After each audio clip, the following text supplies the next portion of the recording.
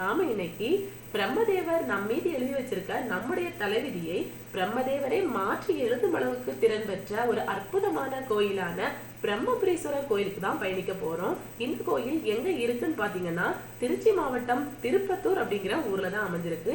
இந்த ஊர் திருச்சியில இருந்து கிட்டத்தட்ட 32 கிலோமீட்டர் டிஸ்டன்ஸ்ல தான் அமைஞ்சிருக்கு. இந்த கோயில்ல பிரம்மாவும் ஈஸ்வரரும் தனித்தனி சன்னதிகள்ல இருந்து பிரம்மபுரீஸ்வரரா நமக்கு அருள்பாலிக்கிறாங்க.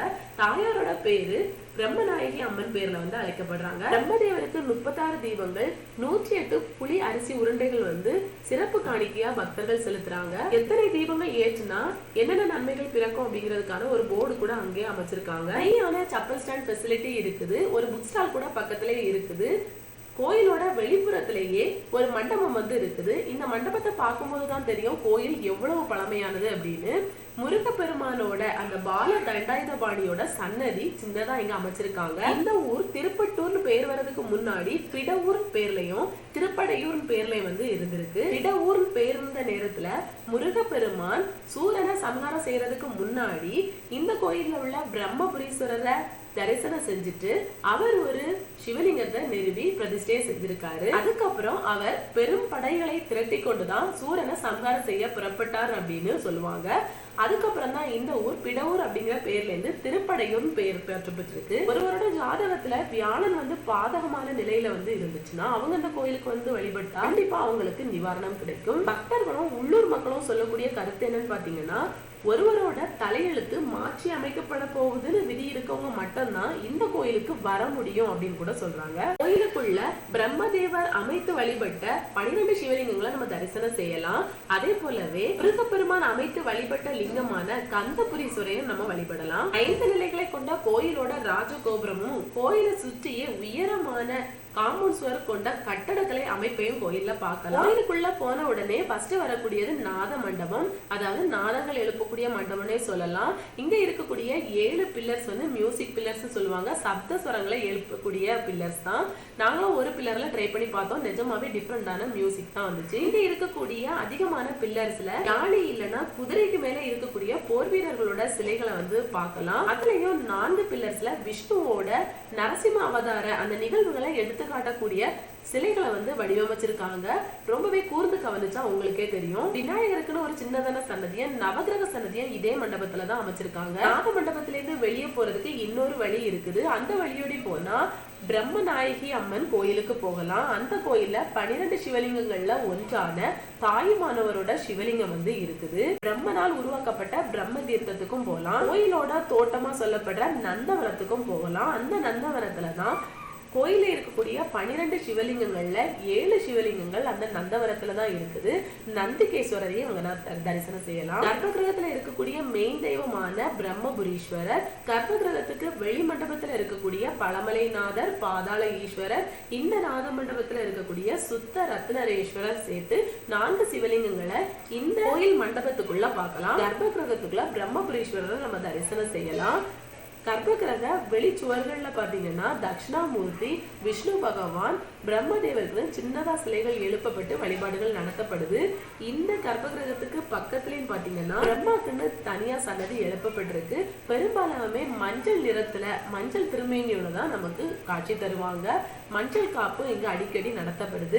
அவங்களோட ஜாதகங்களை பிரம்மாவோட காலடியில வச்சுதான் வணங்கி எடுத்துட்டு போறாங்க. கர்ப்பகிரகத்துக்கு வெளிப்புறமா இருக்கக்கூடிய பில்லர் மண்டபத்துல 18 சித்தர்களில் ஒருவரான பதஞ்சலி சித்தருக்கு ஜீவசமாதி எழுப்பப்பட்டிருக்கு. இந்த ஜீவசமாதி முன்னாடி நம்ம பிரார்த்தனை செய்தா நம்முடைய எலும்பு சம்பந்தமான நோயிலிருந்து விடுபடலாம்னு பக்தர்கள் நம்புறாங்க. இந்த பில்லர் மண்டபத்திலேயே கற்பக விநாயகருக்குன்னு சின்னதா சன்னதி எழுப்பப்பட்டிருக்கு. 12 சிவலிங்கங்களில் ஒன்றான பழமலைநாதரை தரிசனம் செய்யலாம். முருகப்பெருமான் அமைத்து வழிபட்ட சிவலிங்கமான கந்தபுரீஸ்வரரை தரிசனம் செய்யலாம். முருகப்பெருமான் சண்முகநாதர்னு பேர்ல அழைக்கப்படுறாங்க. வள்ளி தேவயானையோடு இருக்கக்கூடிய அற்புதமான அழகான காட்சியை நம்ம தரிசனம் செய்யலாம். கஜலட்சுமிக்கு தனியா சன்னதி வந்து எழுப்பப்பட்டிருக்கு. 12 சிவலிங்கங்களில் ஒன்றான பாதாள ஈஸ்வரரையும் இங்கே நம்ம தரிசனம் செய்யலாம். புராணத்தின்படி பிரம்மாவுக்கு கலியுகத்துல கோயில்களே இருக்கக்கூடாதுன்னு சாபம் விட்டது சிவபெருமான் தான். ஆனா இந்த கோயிலோட ஸ்தல புராணத்தின்படி பிரம்மாவுக்கு தனி சன்னதி எழுப்பப்பட்டு அவரை தேடி வரும் பக்தர்களுக்கு அவர்களுடைய தலை தலையெழுத்தை மாற்றி எழுதக்கூடிய வரத்தையும் கொடுத்தது சிவபெருமான் தான். அப்படிப்பட்ட பெருமைக்குரிய ஸ்தலம் தான் இந்த கோயில். பிரம்மநாயகி அம்மன் கோயிலுக்குள்ள கர்ப்ப கிரக வெளிப்புற சுவர்கள்ல பாத்தீங்கன்னா நவசக்திகளை தரிசனம் செய்யலாம். வெளிப்புறத்துல பாத்தீங்கன்னா ஒரு பிள்ளையாரோட சன்னதியும் நாக சிலையும் வந்து அமைச்சிருக்காங்க. பிரம்மநாயகி அம்மன் கோயிலுக்குள்ள கர்ப்ப கிரகத்துல பிரம்மநாயகி அம்மனை வந்து தரிசனம் செய்யலாம். இந்த அம்மனை பிரம்ம சப்த கௌரியின் பேர்ல வந்து அழைக்கிறாங்க. இந்த கோயில இருக்கக்கூடிய 12 சிவலிங்கங்கள்ல ஒன்றான தாயுமானவர் அதான் நீங்க பாத்துட்டு இருக்கீங்க. அடுத்ததா கோயிலோட தோட்டம் அழைக்கப்படுற நந்தவனத்துக்கு போகலாம். பிரம்மாவால் சிவலிங்கங்களுக்கு பிரதிஷ்டை செய்யறதுக்காக உருவாக்கப்பட்ட பிரம்ம தீர்த்தம் வந்து நந்தவனத்துக்குள்ளதான் இருக்குது. பிரம்மதேவரால் அமைத்து வழிபடப்பட்ட 7 சிவலிங்கங்களையும் நந்திகேஸ்வரரையும் நம்ம தரிசனம் செய்யலாம். சப்தகேஸ்வரர், ஸ்ரீ காளஹஸ்தீஸ்வரர், ஜம்புகேஸ்வரர், கைலாசநாதர், அருணாச்சலேஸ்வர், ஏகாம்பரேஸ்வர், மண்டுகநாதர்னு 7 சிவலிங்க சன்னதிகளை நம்ம பார்க்கலாம். கோயிலோட ஸ்தல புராணமா கூறப்படுறது என்னன்னு பாத்தீங்கன்னா, நான்முக கடவுளான பிரம்ம தேவருக்கு முன்னாட்கள்ல 5 தலைகள் இருந்திருக்குது.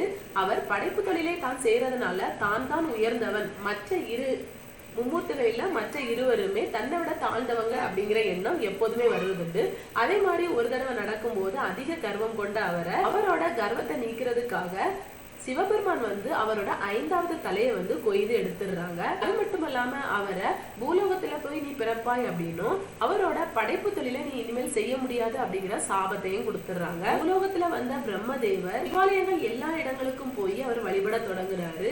அதுலயும் மகிழ வனமான, அதாவது மகிழ மரங்கள் அதிகமா நிறைஞ்ச இந்த வனப்பகுதியா இருந்த இந்த இடத்துல அவர் ஆண்டுக்கு ஒரு முறை ஒவ்வொரு சிவலிங்கங்களையும் அமைச்சு அதற்கு பிரதிஷ்டை செய்து வந்திருக்காரு.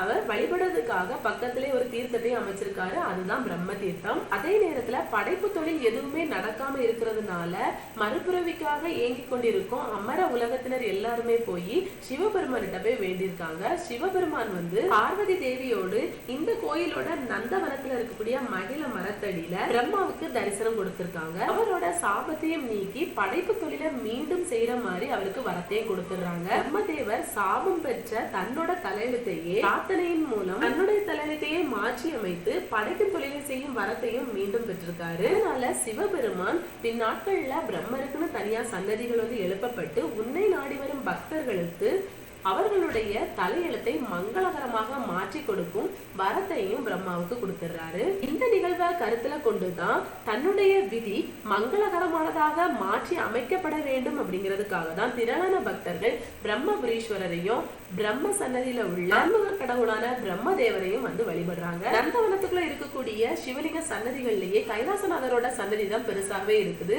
ஆனா பழம்பெருமை வாய்ந்த கோயில் அப்படிங்கிறதுனால கோயிலோட சன்னதி வந்து ரொம்பவே டேமேஜான நிலைமையில தான் இருக்குது. வெளிப்புற சுவர்களை நம்ம பார்த்தாலே தெரியும். கோயிலோட ஸ்தல புராண நிகழ்வு நிகழ்ந்ததுக்கு அப்புறம் மக்களோட வழிபாட்டுக்காக கோயில் முதல்ல யாரால கட்டப்பட்டது அப்படின்னு பாத்தீங்கன்னா, கடையெழு வெள்ளர்களில் ஒருவரான வல்வில் ஓரி அவரால் தான் முதல்ல கோயில் சின்னதா எழுப்பப்பட்டிருக்குது. அதுக்கப்புறம் முற்கால சோழனான கோச்சங்க சோழன் அவரால் தான் கட்டப்பட்டிருக்கு. அவர் 63 நாயன்மார்கள்ல ஒருத்தர். அதுக்கப்புறம் பிற்கால சோழர்களாலேயும் நிறைய மண்டபங்களும் விஜயநகர ஆட்சியின் கீழே வரும்போது நிறைய இம்ப்ளிமெண்டேஷன் வேலைகளும் வந்து செய்யப்பட்டிருக்கு. எங்களுக்கு கோயில்ல பிரம்மதேவரோட தரிசனமும் பிரம்மபுரீஸ்வரர் உட்பட 12 சிவலிங்கங்களோட தரிசனமும் பிரம்மநாயகி அம்மனோட தரிசனமும் நன்றாகவே கிடைச்சிச்சு. நீங்க இந்த கோயிலுக்கு போனீங்கன்னா எல்லா சிவலிங்கங்களையும் வழிபட மறக்காதீங்க. கோயிலுக்கு அப்படியே கம்ப்ளீட்டா வெளியேன்னு பாத்தீங்கன்னா 2 பிள்ளையாருக்குன்னு தனியா மண்டபங்கள் எழுப்பப்பட்டிருக்கு. அதுல ஒன்று மண்டபம் தான் நீங்க இப்ப பாத்துட்டு இருக்குது. கோயிலுக்கு அப்படியே ஆப்போசிட்ல தான் அமைஞ்சிருக்கு. இதை பார்க்கும்போதே தெரியும் ரொம்பவே பழமை வாய்ந்த மண்டபமா தான் இருக்குன்னு. கோயிலோட தேர் கூட இங்கதான் அமைச்சிருக்காங்க. தேர் மண்டபம் கூட பக்கத்துல இருக்குது. அதுக்கு பக்கத்துல வந்து ஒரு தெப்ப குளம் கூட இருக்குது. ஆனா ஃபுல்லாவே டேமேஜான நிலைமையில தான் இருக்குது. இங்கேயே ஃப்ரீ பார்க்கிங் ஃபெசிலிட்டி வந்து இருக்குது. டாய்லெட் ஃபெசிலிட்டி, பாத்ரூம் ஃபெசிலிட்டி எல்லாமே அமைச்சிருக்காங்க. அன்னதானத்துக்கான ஹால் கூட அமைச்சிருக்காங்க. இந்த தேர் மண்டபத்துல இருந்து கோயிலை பாக்குறதுக்கு ரொம்பவே நல்லா இருக்கும். நீங்க இப்ப பாத்துட்டு இருக்கதான் இன்னொரு பிள்ளையாருக்கு எழுப்பப்பட்டிருக்க ஒரு மண்டபம். ஆனா வெளியில இருக்கக்கூடிய அந்த செதுக்கப்பட்டிருக்க அமைப்பை பார்க்கும்போது கஜலட்சுமி கோயில் மாதிரி தான் தெரியுது.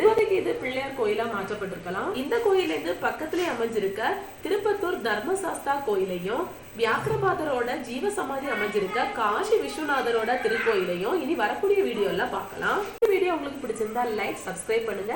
இந்த வீடியோ பத்தின உங்களுடைய கருத்துக்களை கண்டிப்பா கமெண்ட்ல தெரிவிங்க. இந்த வீடியோல நான் சொல்லாத ஏதாவது இன்ஃபர்மேஷன் இருந்தா அதையும் கமெண்ட்ல தெரிவிங்க. இன்னொரு வீடியோல சந்திக்கலாம். நன்றி.